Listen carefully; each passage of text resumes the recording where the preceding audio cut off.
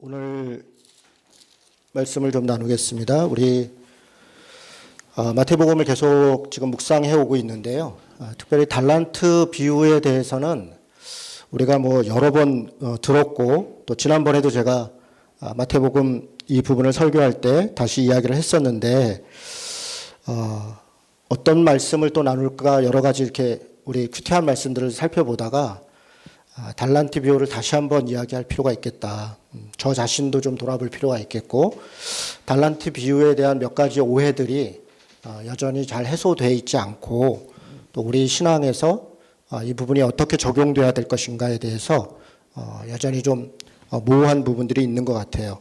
그래서 달란트 비유를 가지고 전체적으로 지금 우리가 지난 주간에 큐티했던 말씀이 어떤 이야기를 하고 있는가 좀 생각해 보겠습니다. 25장 14절에 보면 달란트 비유는 앞에 있는 이야기로부터 연결돼서 이야기가 진행되고 있어요. 또 어떤 사람이 이렇게 이야기하고 있죠. 그러니까 또라고 하는 말은 앞에 했던 이야기, 앞에는 열처녀 비유가 있습니다. 10명의 열처녀 비유가 있는데 그 이야기에 연해서 또 어떤 사람이 이렇게 달란트를 나누어 줬다라고 하는 것이 앞의 이야기와 같은 맥락에 있다. 지금 그렇게 이야기하고 있는 겁니다. 앞에 열처녀 비유는 어떻게 시작하냐면 25장 1절에 그때의 천국은 이렇게 시작합니다. 그러면 열처녀 비유도 마찬가지고 이 달란트 비유도 마찬가지고 이 다음에 나오는 양과 염소에 대한 이야기도 마찬가지고 결국 천국이 어떤 곳인가, 천국을 준비하는 사람들은 어떻게 준비해야 되는가, 또 천국은 어떠해야 되는가, 이런 부분을 설명하고 있는 이야기에 연속되고 있다는 것입니다. 또 이 이야기는 24장 3절에 보면 제자들이 예수님한테 주님, 마지막 때에는 주님이 재림하실 때 또 세상 끝날에는 어떤 징조가 있습니까? 라고 묻습니다. 사실 그 다음부터 이야기들은 예수님께서 그거에 대한 답변을 하신 거예요. 주님이 재림할 때, 세상 끝날에. 그러니까 우리가 25장 1절에 천국은 마치 하고 이야기 시작된 것은 죽어서 가는 천국에 대한 이야기를 하고 있는 게 아니라 주님이 재림할 때, 또 세상 끝날에 영원한 하나님 나라가 어떻게 이루어질 것인지, 혹은 하나님 나라는 어떠해야 되는지, 이런 부분에 대해서 답변으로 이야기하고 있다는 것입니다. 사실 주의 재림과 세상 끝날에는 어떤 징조가 있습니까? 이것에 대해서 24장이 여러 가지 징조를 이야기를 하고 있어요. 자연적 재해도 이야기하고 또 각종 미혹이라든가 환란이라든가 이런 이야기를 하고 있습니다. 그러면서 이 이야기의 결론은 두 가지로 결론을 내립니다. 주님이 재림할 때 세상 끝날에 그래서 우리는 어떻게 해야 됩니까? 라고 할 때 여러 미혹도 있고 환란도 있고 또 여러 자연적 재해도 있고 그거 우리가 어떻게 할 수 있는 거 아니잖아요. 우리가 어떻게 할 수 있는 것, 자연재해 일어나는 거 우리가 막을 수 있는 거 아니고요. 또 미혹과 환란이 있는 거 우리가 미연에 막을 수 없습니다. 우리가 할 수 있는 것은 환란을 통과해야 되는 것이고 미혹을 이겨내고 미혹에 빠지지 않는 것, 이런 것들인데 과연 주님이 재림하고 세상이 끝날 때 우리는 어떻게 해야 됩니까? 라고 할 때 두 가지로 결론을 얘기합니다. 24장 44절에 보면 이러므로 너희도 준비하고 있어라. 생각하지 않을 때 인자가 올 것이다. 이게 첫 번째 얘기입니다. 결국 마지막 때 혹은 종말의 때 혹은 우리가 고난과 환란과 어떤 미혹이 있을 때 그때를 대비해서 우리가 해야 될 것은 첫 번째는 준비하고 있어야 된다는 겁니다. 준비하고 있어야 된다. 그리고 두 번째는 24장 42절과 25장 13절이 똑같이 여러 이야기들 중간에 하고 있는 이야기가 뭐냐면 그러므로 깨어 있어라. 그러므로 깨어 있어라. 결국 마지막 때 혹은 종말의 때 여러 환란과 미혹의 때 우리 신자들이 해야 될 건 두 가지인 거예요. 첫째는 준비하는 것이고 두 번째는 깨어 있는 것입니다. 그러면 뭐가 준비하는 거고 뭐가 깨어 있는 것인가? 이 부분에 대해서 25장 1절부터 24장 끝에서부터 여기 보면 어떤 종들이 주인이 늦게 온다 생각하고서 자기에게 맡겨진 사람들을 막 때리고 빼앗고 이렇게 포악하게 했다는 거잖아요. 그래서 나중에 주인이 오시면 반드시 그걸 심판할 거다. 이런 이야기를 24장 말에 말미에 하는데 이 이야기를 포함해서 맨 마지막에 있는 양과 염소의 이야기까지 결국 뭐에 대한 대답이냐면 어떻게 준비하고 어떻게 깨어 있는 것인가. 무엇이 준비하는 것이고 무엇이 깨어 있는 것인가에 대한 답변이라는 거예요. 여러분 여기까지 이해가 되세요? 네. 잘 이해가 안 되는 표정으로 몇 분 포기하신 얼굴로 지금 저를. 그래서 이 달란트 비유도 그 중에 하나입니다. 결국 뭐가 준비하는 것이고 뭐가 깨어 있는 것인가. 어떤 것이 하나님의 나라인가. 우리는 하나님의 나라를 산다고 하는데 과연 어떻게 살아야 되는 것인가에 대한 이야기가 이 이야기들이라는 것입니다. 크게 네 가지 이야기합니다. 아까 말씀드린 것처럼 24장 45절부터는 충성되고 지혜 있는 종이 되어야 한다. 그게 준비하고 깨어 있는 것이다. 이런 이야기고요. 두 번째로 열처녀 비유, 슬기로운 열처녀. 이것도 준비하고 있어야 된다. 기름 준비해야 된다. 이런 이야기죠. 세 번째로 지금 우리가 오늘 보려고 하는 달란트 비유는 거기서 뭐라고 얘기하냐면 착하고 충성된 종, 그리고 악하고 게으른 종 이렇게 나누죠. 그러니까 결국 착하고 충성된 종으로 살아야 한다. 그게 준비하고 깨어있는 것이다. 마지막으로 양과 염소의 비유는 마지막 때에 양은 오른편에 염소는 왼편에 둘 것이다. 그런데 양과 염소가 묻죠. 내가 언제 주님을 대접했습니까? 악한 사람 내가 언제 주님을 박대했습니까? 그랬더니 주님이 뭐라고 그러냐면 몇 가지 사례를 얘기하면서 지극히 작은 자에게 한 것이 곧 나에게 한 것이다. 지극히 작은 자에게 박대한 것이 나를 박대한 것이다. 그렇게 이야기합니다. 결국 이게 이제 결론같이 무엇이 착하고 충성된 종인가? 누가 지혜로운 자인가? 누가 준비하고 깨어있는 자인가의 마지막을 이야기하고 있는 것입니다. 달란트 비유에 대해서 지금부터 하나하나 좀 생각해 보겠습니다. 여러분 5달란트, 2달란트, 1달란트를 주인이 종에게 줬습니다. 지금 누가 줬냐면 주인이 줬습니다. 그런데 주인은 자기 것을 준 거예요. 이 말은 지금 무슨 말을 하려고 그러냐면 종이 갖고 있었던 어떤 것이 아니라는 겁니다. 원래 그 종의 것이 아니라는 거예요. 자기 게 아니라 주인의 것을 준 것입니다. 그러면 종은 주인의 것을 맡아서 그것을 활용할 뿐이에요. 자기가 사용할 뿐입니다.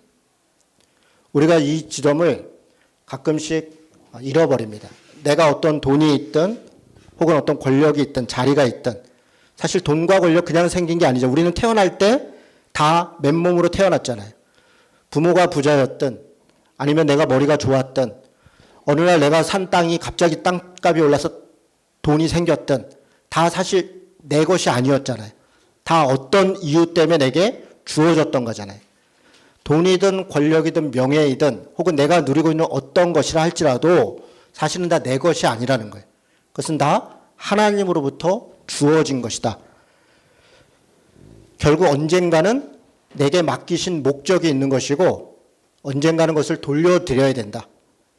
맡긴 사람은 맡긴 것을 받으려고 할 거 아니에요. 그러니까 우리는 청직이라고 그러잖아요. 청직이라고 하는 것은 맡은 자라는 거잖아요. 맡은 자.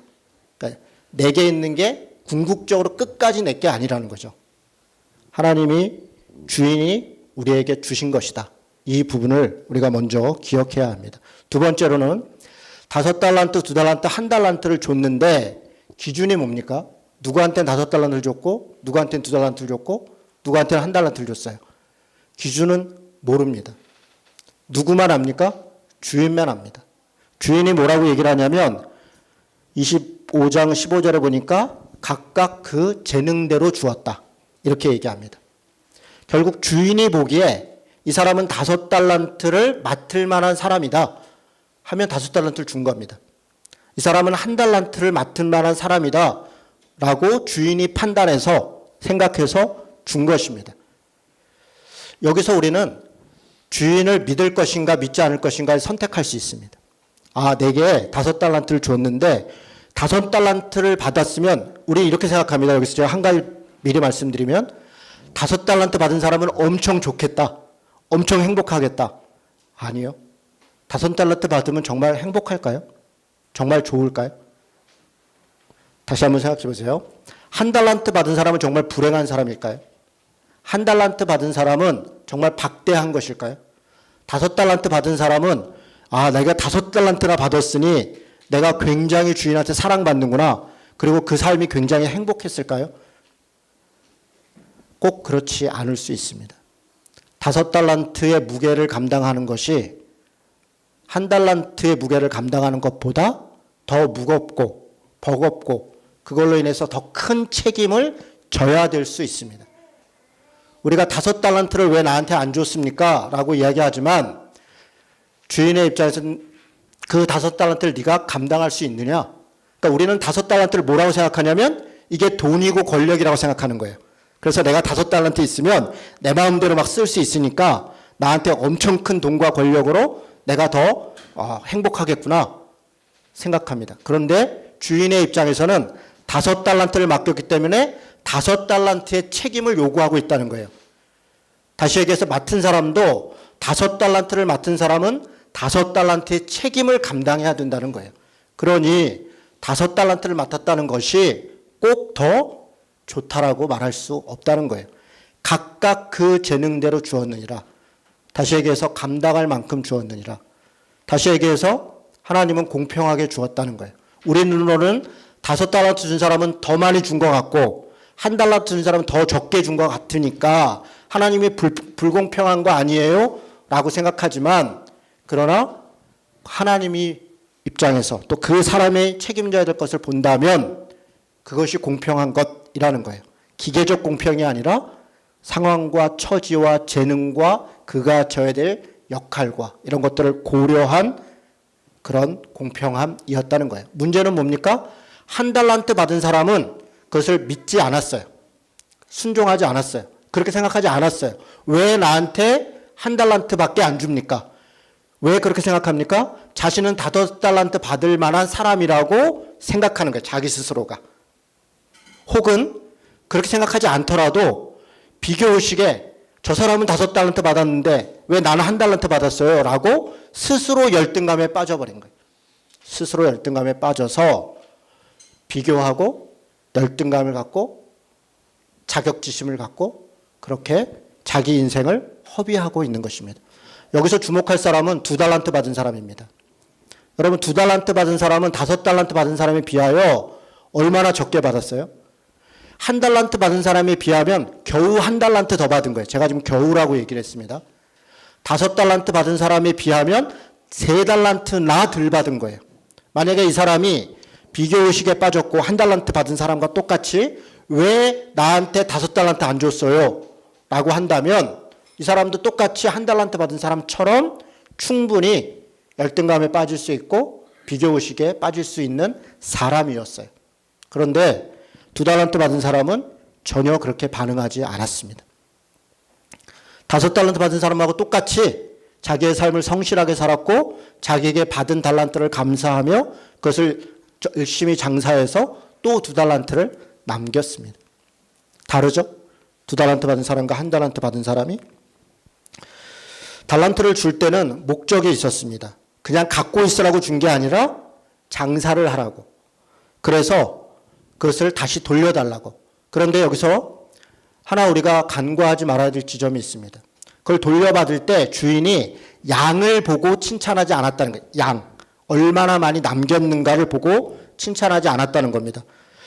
25장 20절과 22절은 각각 5달란트 받은 사람과 2달란트 받았던 사람이 돌아와서 주인에게 하는 말이에요.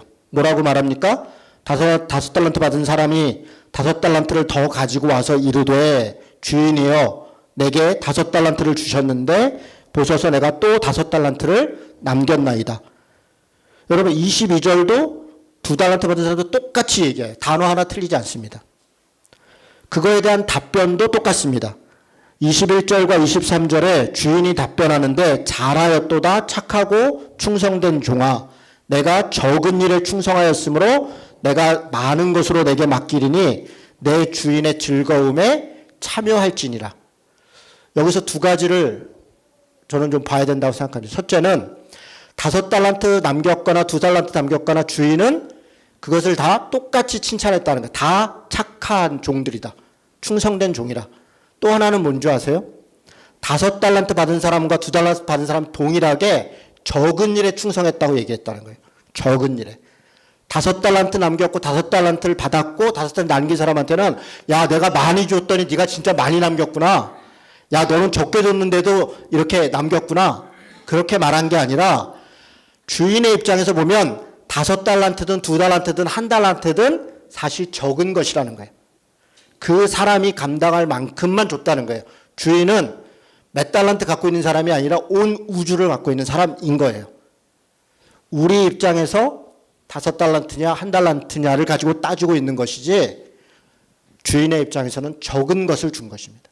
그리고 각자 그것에 충성된 것. 그래서 몇 달란트를 남겼느냐를 가지고 칭찬하는 게 아니라 그가 적은 일에 충성했느냐. 그래서 충성이라는 단어는 신실이라는 단어예요. 성실하고 믿을만 했느냐. 성실하고 믿을만 했느냐.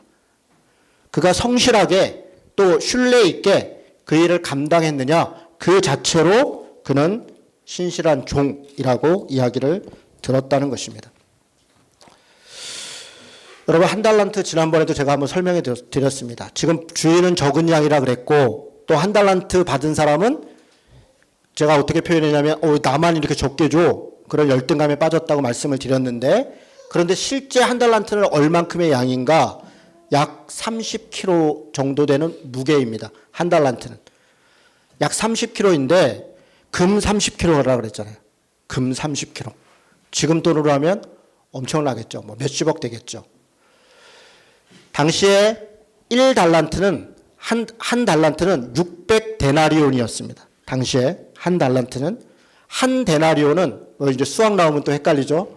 한 데나리온은 한 사람의 하루 품삯이었습니다. 그렇다면 한 달란트는 600일의 임금이었다는 거예요. 600일에다가 30을 이게 한 달란트니까 600일 아니라 6천일. 6,000데나리온. 6천이네요. 저는 600도 많다 했더니 여기 제가 적어놓은 거 보니까 6천이네요. 6,000데나리온에 한 달란트가. 그럼 6천일 하루에 5만 원, 저는 5만 원이고 여기 우리 집사님들 한 10만 원, 20만 원 이렇게 임금이 되겠죠. 20년 정도의 품삯이라 그래요. 20년. 엄청난 거죠. 한 달란트가. 자, 그러면 다시 묻겠습니다. 한 달란트는 적은 겁니까? 적지 않죠. 이때 20년은요.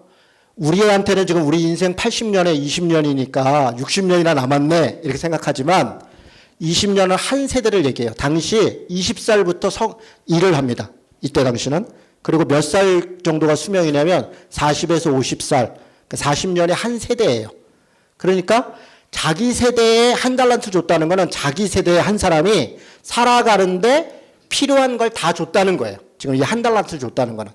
지금 이거 무슨 말인지 이해가 되세요? 자, 그렇다면 한 달란트가 적은 양이 아니죠.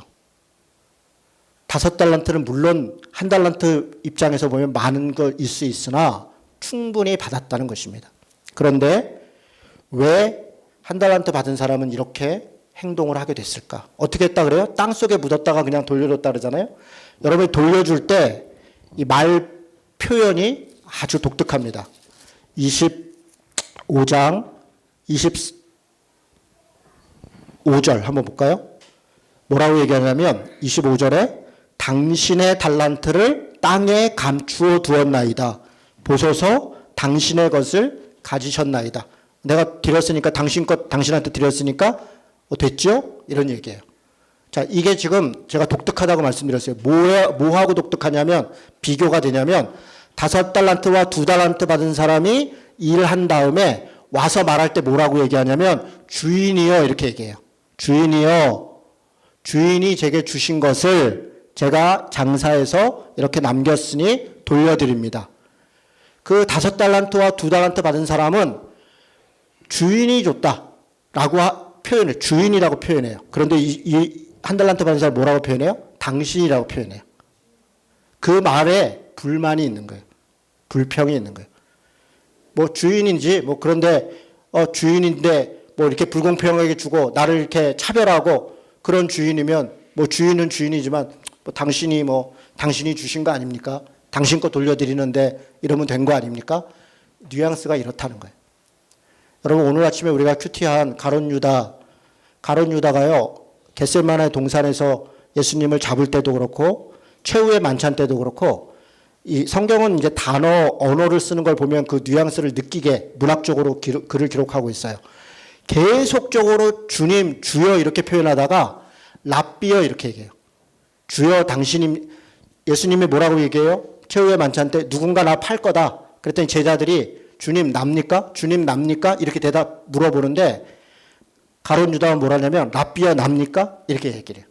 그러니까 언어가 달라지죠. 언어가. 겟세마네에서 마지막 때도 마찬가지예요. 그 잡으러 온 사람들 데리고 와서 랍비여 평안하십니까? 이렇게 얘기를 해요. 그러니까 랍비라는 말은 선생님이요 이런 얘기예요. 그러니까 주님, 주인이요 이렇게 표현하다가 어느 순간 불만이 생기고 어느 순간 자신에 대해 뭔가 만족스럽지 않고 뭔가 불평등하다 그런 어떤 불평이 생기기 시작하면서부터 상대를 부르는 말투와 표정이 달라져요. 여러분 그런 거 많이 느끼지 않아요? 살다 보면 그런 거 많이 느낍니다. 직장 생활 할 때도요.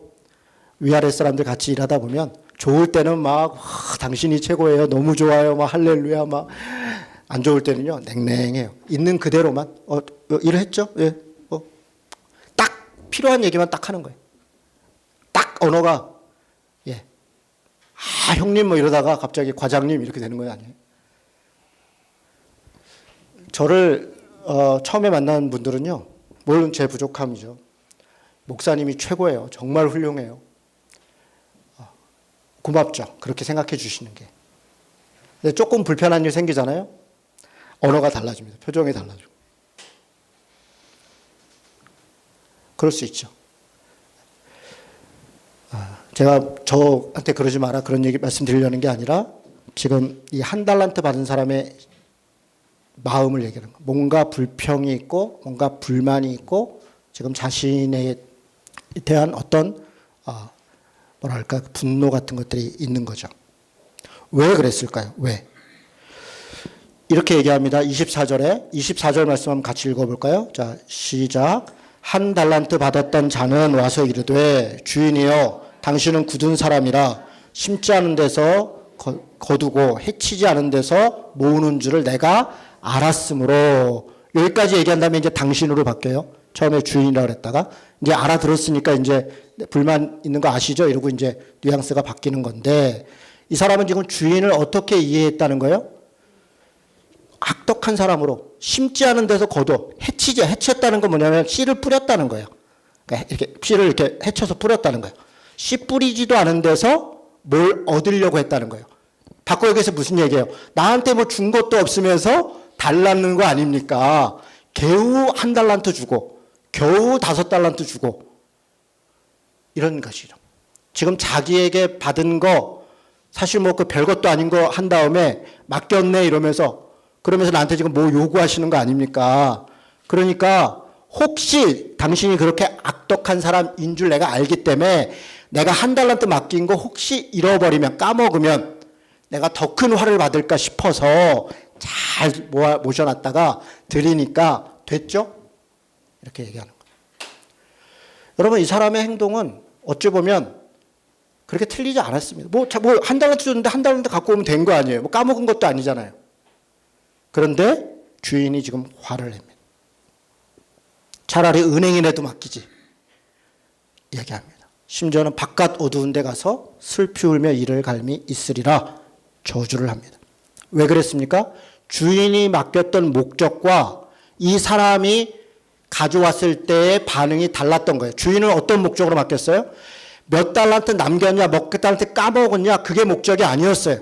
한 달란트를 주고 그것을 가지고 그 주인이 준 것에 내 재능을 알아보고 내게 주신 것을 갖고 최선을 다해서 살아가고 최선을 다해서 일하고 성실하게 그렇게 해서 그것이 남을 수도 있고 부족할 수도 있지만 그 성실하게 행하는 그 태도를 보고 싶었던 거예요. 그 순종하는 태도를 그것을 요구했던 거예요. 그게 목적이에요. 그런데 한 달란트 받은 사람은 어떻게 생각한 거예요? 남기면 칭찬받고 잃어버리면 욕먹겠구나.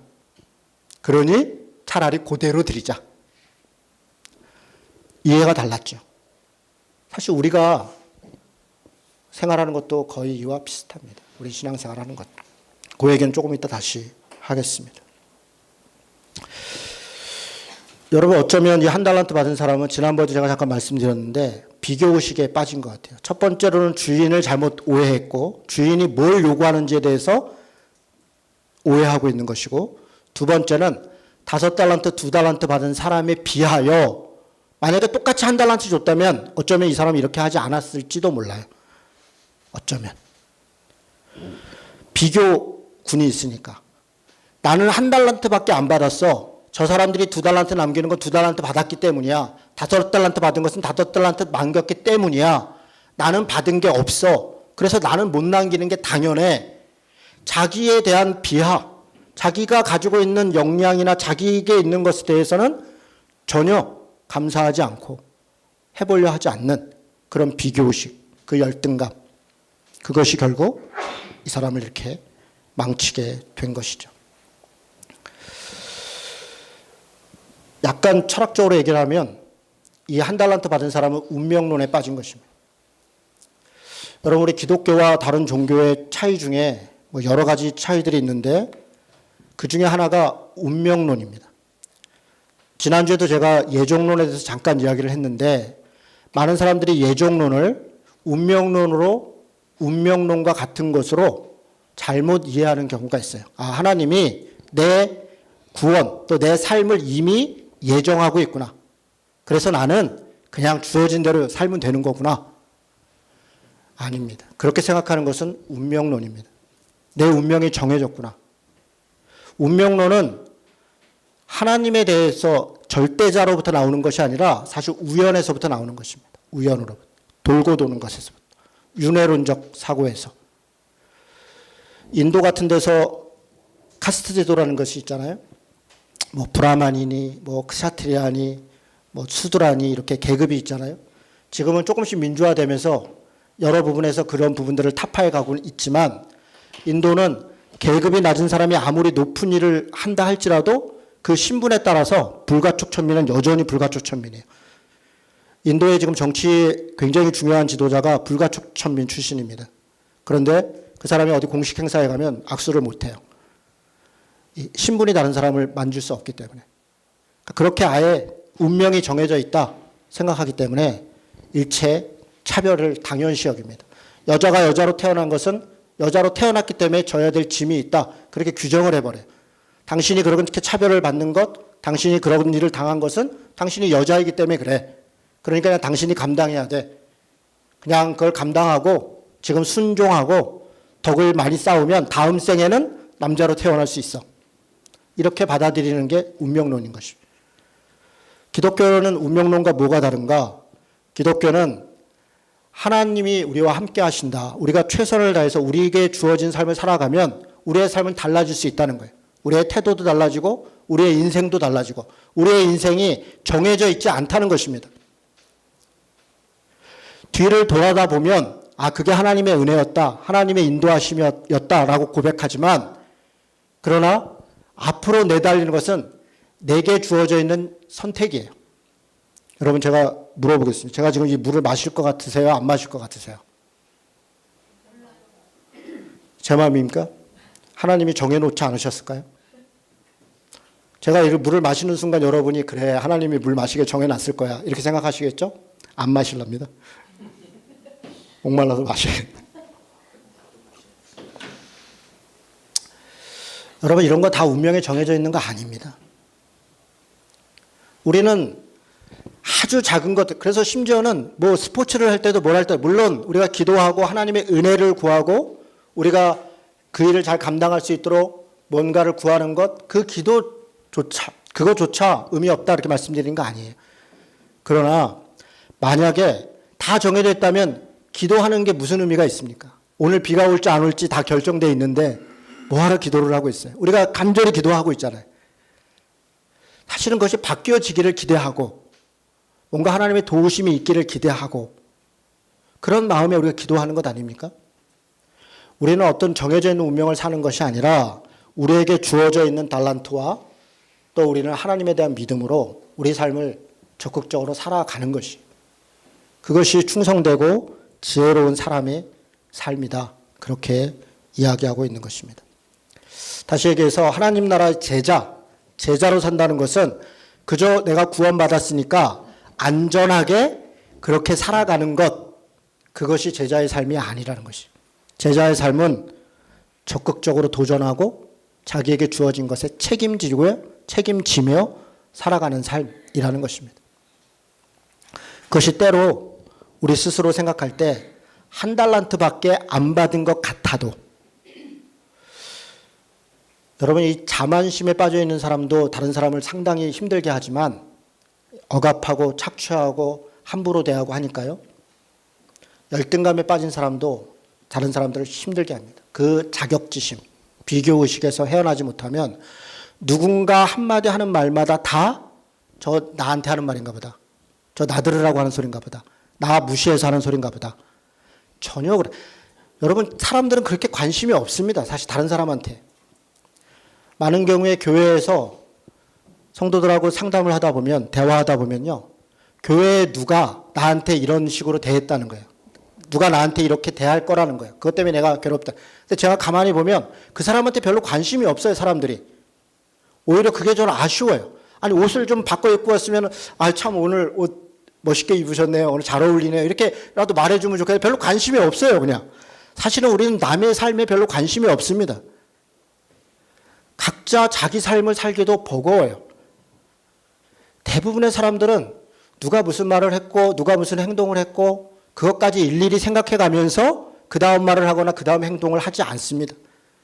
그런데 누가 무슨 말만 하면 무슨 행동만 하면 저 사람 나 때문에 그랬을 거야. 저 목사가 저런 설교를 하는 거는 분명히 나 들으라고 하는 말일 거야. 나 들으라고 한 말이면 들으면 되잖아요. 또 안 들어? 듣지는 않아 또. 나 들으라고 한 말이라고 생각하면 들으면 되는데 정작 듣지는 않는데 나 들으라고 했다고 또 화를 내요. 그러니까요. 들었으면 그게 내 부족한 얘기를 했나 보다. 그럼 들으면 되는 거 아닙니까? 그렇지는 않죠. 여러분 몇 달란트 받은 사람이세요? 2달란트. 2달란트 받으신 겁니까? 안전으로 가십니까? 몇 달란트 받으신 것 같아요? 대개는 한 2달란트나 5달란트 받았으면 좋겠죠. 저는 제가 보면요. 사실 이것은 비유인데요. 비유잖아요. 여기 장사하고. 그래서 이게 내게 주신 어떤 능력인가 보다. 아니요. 이건 능력을 얘기하는 게 하나님의 나라를 사는 삶의 태도를 얘기하는 거예요. 그래서 지금부터 이제 마지막 결론으로 잘 들으셔야 됩니다. 달란트 비유든 혹은 이 열처녀의 기름에 비유든 무엇을 얘기하고 싶은가? 그들이 기름을 준비했다는 것 혹은 달란트로 무엇을 남겼다는 것 도대체 그게 뭘 얘기하는 건가? 그러면 하나님이 내게 주신 달란트 예를 들어 뭐 운동을 잘하고 혹은 뭐 머리가 좋고 이러면 내가 그걸로 돈을 많이 벌고 높은 자리에 가고 출세해서 교회 헌금도 많이 하고 가난한 사람도 많이 도와주고 내가 그런 사람으로 살라는 얘기인가 보다. 사실 그 얘기가 아닙니다. 이 이야기의 결론은 마지막에 있습니다. 달란트 비유 이후에 31절부터 있는 양과 염소의 비유가 사실 24장, 25장의 결론이고 24장, 25장만의 결론이 아니라 마태복음 전체의 결론입니다. 마태복음에는 크게 5가지의 설교가 있어요. 예수님의 설교. 그걸 5대 강화라 그럽니다. 첫 번째는 산상수훈이었죠. 5장에서 7장에 있었던 내용입니다. 이게 한 덩어리예요. 두 번째는 제자를 파송하면서 했던 10장, 마태복음 10장에 나와 있는 제자를 파송하면서 말씀하셨던 얘기가 한 개의 덩어리입니다. 제자도에 대해서 말씀하시는 거예요. 세 번째는 13장에 나오는 천국은 마치 이러면서 뭐 씨 뿌리는 자의 비유, 무슨 비유 이렇게 나오는 그 덩어리입니다. 그게 천국에 대한 비유입니다. 말씀이에요. 18장은 작은 자, 잃어버린 자, 뭐 용서 이런 거 이야기하면서 공동체에 대해서 이야기를 합니다. 이게 일종의 설교이고 강화예요. 이게 네 가지가 있어요. 마지막 강화 설교가 24장에서 25장입니다. 종말에 대해서 혹은 예루살렘의 멸망에 대해서 이야기하고 있는 거예요. 마태복음은 의도적으로 예수님이 했던 이야기들을 이렇게 종류별로 모아놨어요. 누가복음하고 마가복음은 그렇지 않습니다. 누가복음, 마가복음은 이야기들이 같은 이야기가 다른 곳에들에 있어요. 그런데 이 5가지 주제별로 이렇게 주제별로 모아놨어요. 이렇게. 그래서 신학자 중에는 또 하는 말 중에는 마태가 레위잖아요. 이 사람이 세리였기 때문에 세금, 종사, 세무 공무원 같은 거죠. 요즘 얘기하면. 그래서 각근세는 각근세대로, 소득세는 소득세대로, 부가가치세는 부가, 종류별로 모아놓은 거다. 자기 성격이 나타난 거다. 그렇게 이야기도 해요. 실제로 그런 것 같아요. 왜냐하면 마지막 일주일하고 다 내용들이 종류별로 딱딱 이렇게 정리가 되어 있습니다. 자, 그러면 산상수훈, 제자도, 천국은 어떻고, 공동체, 이런 모든 것들의 마지막 결론이 종말에 다 몰려 있어요. 그래서 어떻게 살아야 된다, 뭘 해야 된다, 마지막 영원한 하나님 나라 어떻게 살아야 된다 라고 한다면 그 마지막 결론이 지금 이 31절부터 25장 31절 46절까지 이야기하는 이 부분이 마태복음 모든 이야기의 결론이고, 그리고 24장 25장의 모든 결론이에요. 달란트 비유든 열처녀의 비유든 무슨 뭐 천국에 대해서 뭐 씨를 뿌리는 비유든 무슨 비유든 혹은 뭐 예복을 입었냐 안 입었냐 하는 모든 것도 다 사실은 이 마지막을 이야기하고 있는 거예요. 그것이 비유의 내용입니다. 25장 46절은 그들은 영벌에, 그들은 영생에 들어갈 것이다. 누가 영생에 들어가고 누가 영벌에 처해질 것인가. 뭐라고 얘기를 합니까? 지극히 작은 자에게 한 것이, 이게 결론이에요. 결국 달란트를 줘서 달란트를 가지고 뭔가 많이 남겼다는 것은 내가 장사 열심히 해서, 우리가 이게 비유라 그랬잖아요. 비유라 그러면서 우리는 돈 나오는 거는 또 비유로 안 들어요. 아, 내가 열심히 하면 하나님이 나한테 돈 많이 준다는 얘기구나. 이렇게 실제로 듣는다니까요. 그런 이야기가 아니라 그때 주신 달란트는 재능이란 말이에요. 그 재능을 어디다 써야 된다는 거냐? 어디다 써야 된다는 거냐? 지극히 작은 자들을 위해 써야 된다. 그것이 남긴 것이라는 거예요. 누가 작은 자라 그럽니까? 35절, 36절에 보니까 내가 줄일 때 너희가 먹을 것을 주었고, 목마를 때 마시게 하였고, 나그네 되었을 때 영접하였고, 헐벗었을 때 옷을 입혔고, 병들었을 때 돌보았고, 옥에 갇혔을 때 와서 보았느니라. 아주 구체적으로 얘기하고 있죠. 여기서. 이 시대의 이 사람들은 가장 가난하고 가장 멸시받던 사람들이에요. 심지어는 불가촉 천민처럼 아예 상종도 하지 않았던 사람이에요.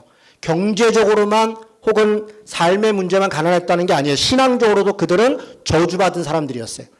그들이 그렇게 가난했던, 다 유대인들이니까 똑같이 하나님을 믿는 사람들인데 그들이 가난하고 병들었고 장애가 있고 혹은 옥에 갇혔고 했던 이유는 하나님을 똑바로 안 믿어서다. 하나님을 잘 안 믿었기 때문에, 혹은 하나님으로부터 저주를 받았기 때문에 그들이 그런 상황에 있는 것이다 라고 배척됐다는 거예요. 여러분, 이 말은 요즘도 많이 듣는 말 아닙니까? 지금도 우리는 뭐 조금만 있으면 교회 안에서 믿음이 없어서 그래. 믿음으로 하면 다 하나님이 도와주셔. 다 잘 될 거야. 믿음이 기준이라면 우리는 왜 이렇게 다 가난합니까? 여러분, 제가 우리 교인들 보면 믿음 좋은 사람이 거의 없는 것 같아요. 왜 이렇게 다 복을 못 받은 사람들만 우리 교회에 있나요?